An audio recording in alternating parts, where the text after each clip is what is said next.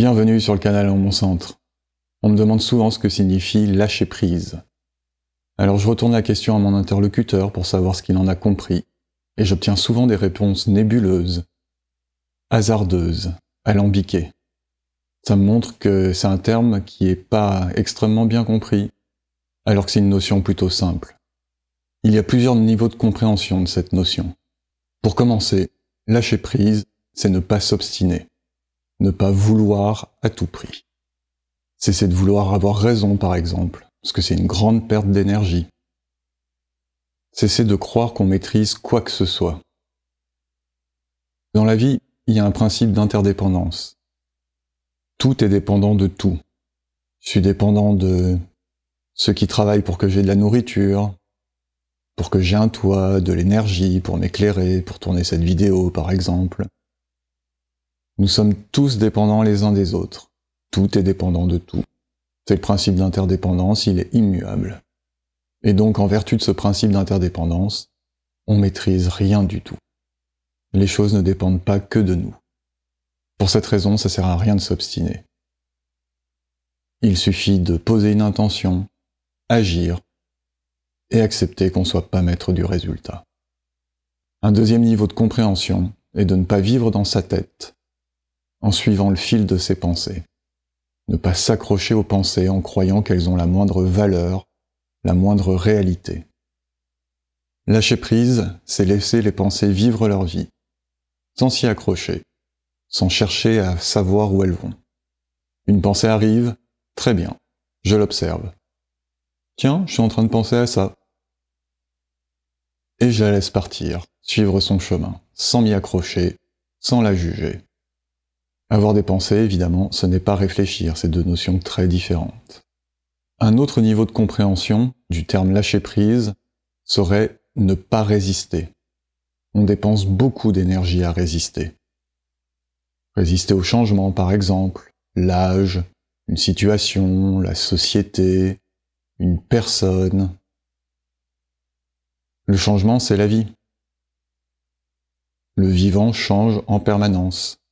Même un caillou, ça change. Quand il n'y a pas de changement, c'est la mort. C'est aussi, par exemple, ne pas résister aux situations désagréables. Il vaut mieux les vivre et utiliser son énergie à les transformer, à en tirer le meilleur parti. Dans sa compréhension finale, lâcher prise signifie faire confiance. Faire confiance à soi, à la vie, à Dieu, à sa sagesse intérieure, à l'univers. J'ai déjà dit que pour moi tous ces termes étaient synonymes.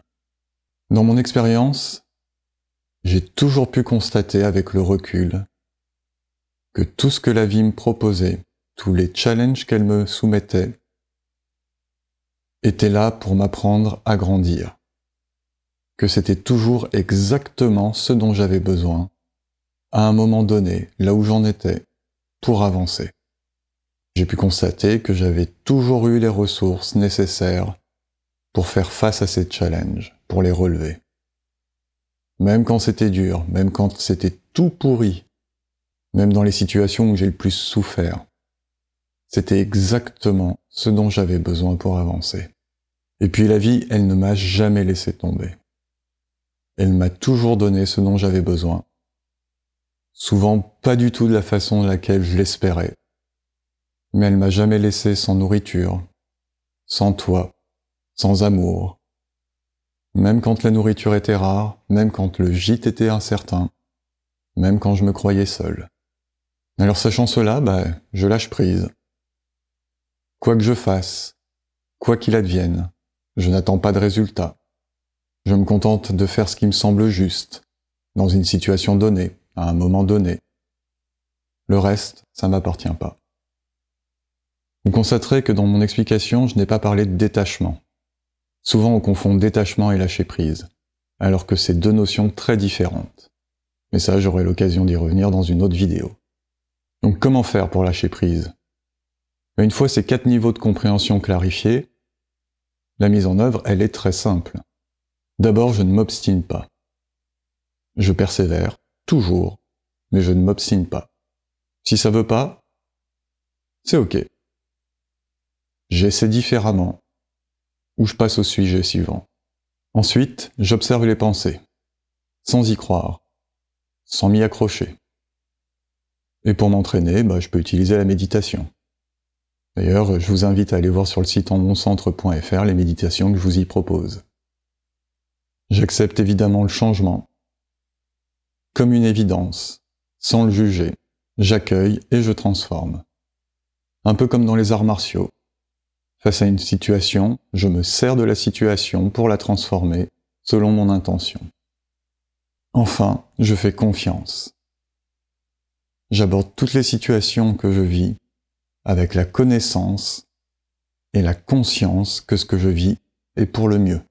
Même quand c'est tout pourri, même quand c'est dur, même quand ça frotte, j'ai nécessairement quelque chose à en apprendre, quelque chose qui va me permettre de grandir, d'avancer.